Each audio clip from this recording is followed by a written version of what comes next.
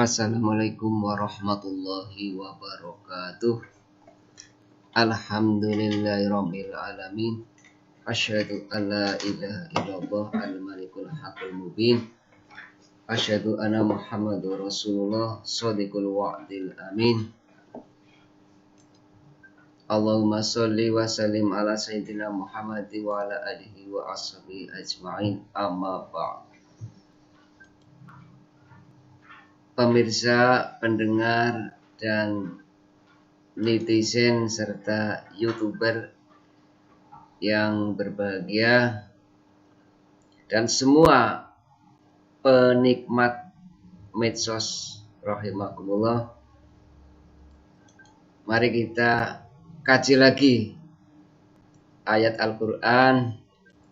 Kali ini surat An-Naml ayat 28 sampai 44 dengan mengambil judul yang menarik, Jala Asmara Sulaiman menjerat Ratu Bilqis dalam pelukannya. Kita tahu bahwa Nabi Sulaiman adalah nabi yang diberi kekayaan yang tiada tara, diberi kerajaan yang besar, dan diberi kemampuan-kemampuan lainnya oleh Allah Subhanahu wa Ta'ala. Dan setelah itu tidak ada lagi hamba Allah yang memiliki kebesaran kerajaannya sebesar Sulaiman.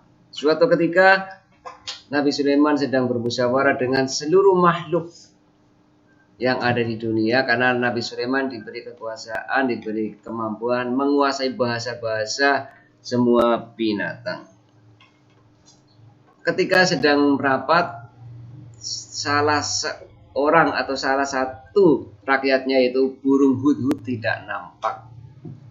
Ternyata datang terlambat dan membawa kabar bahwa ada sebuah kerajaan yang dipimpin oleh ratu yang sangat cantik jelita, yaitu Ratu Bilqis di negeri Yaman.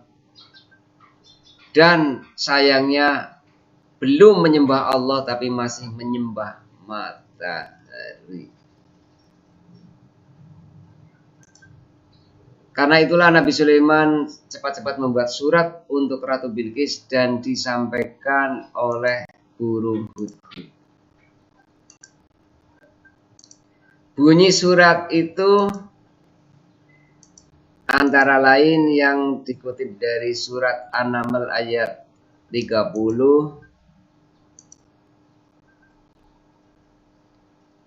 adalah sebagai berikut. Innahu min Sulaiman wa innahu bismillahirrahmanirrahim.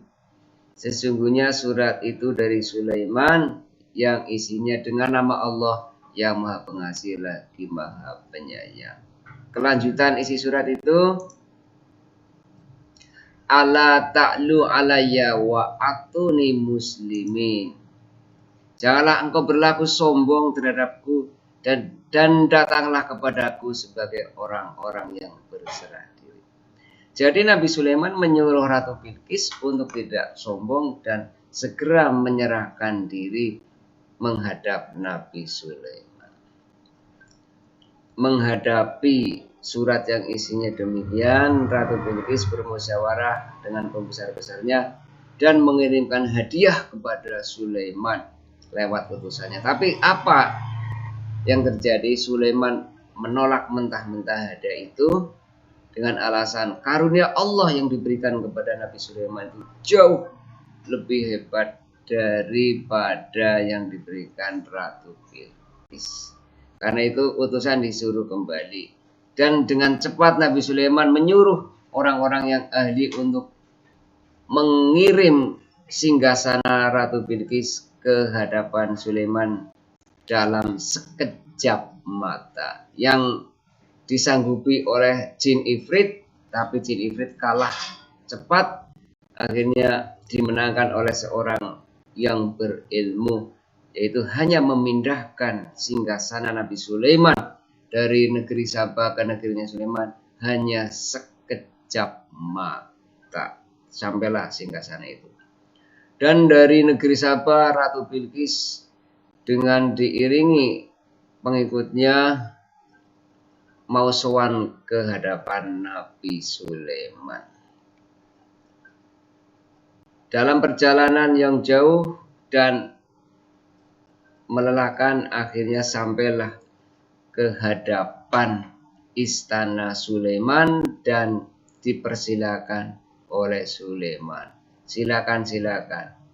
Tapi apa yang dilihat oleh Ratu Bilqis di hadapannya adalah seolah-olah seperti lautan yang bergelombang, karena istana Nabi Sulaiman seolah-olah di dalam laut yang bergelombang. Akhirnya secara spontanitas, secara refleks, Ratu Bilqis menyingkapkan gaunnya dan terlihatlah auratnya, terlihat betisnya di hadapan Nabi Sulaiman, dan dengan tersipu malu akhirnya Ratu Bilqis menyerahkan diri kepada Sulaiman. Wa aslamtu ma'as Sulaiman lillahi rabbil alamin. Aku berserah diri bersama Sulaiman kepada Allah, Tuhan semesta alam. Akhirnya jatuhlah Ratu Bilqis yang cantik cerita ke dalam pelukan Nabi Sulaiman bersama dengan pernyataan masuk Islamnya Ratu Bilqis yang tadinya menyembah matahari menjadi muslimah dan hidup berbahagia bersama Sulaiman dalam cinta dengan dibalut iman yang kuat. Semoga bermanfaat yang sedikit ini dengan kata-kata yang saya sampaikan kepada netizen dan warganet.